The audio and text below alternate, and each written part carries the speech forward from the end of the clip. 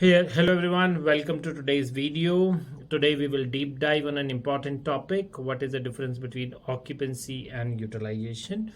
And the second phase, we will give you an Excel based calculation. And the third phase, we will have a discussion that how do we define the target of occupancy or utilizations. So let's deep dive and talk about the occupancy. So how the occupancy has been derived, the definition of the occupancy is usually that out of the total hours somebody being productive or available for the production, out of that how many hours the person has been utilized. So for instance, if you have an associate whose shift is 9 hours, out of the 9 hours, 1 hour is the break, and then he's on 1 hour of the meeting. So you have available that person for the 7 hours. Correct. So out of the 7 hours, he has taken the call for 5 hours, and for the remaining 2 hours, which is in the bits and pieces during the day, he's available. He's sitting idle. There's no work for him, but he's not engaged in any other activity, whether productive or non-productive. He's waiting for the customer.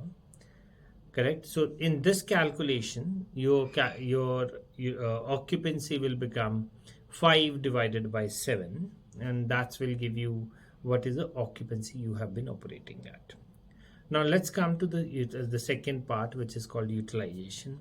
Now a utilization is a more nascent metric to govern, and in that we look at it out of the total hours, how many hours that individual was working. So the same example, if somebody was logged in and taking customers queries for 5 hours, then they will look at out of the 8 hours, how many hours that were productive. Now the question comes, why I'll take 8 and why I won't take 9? I think that depends on the mental model of the organization.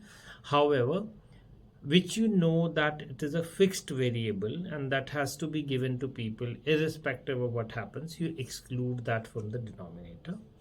Hence I considered 8, but you can consider 9.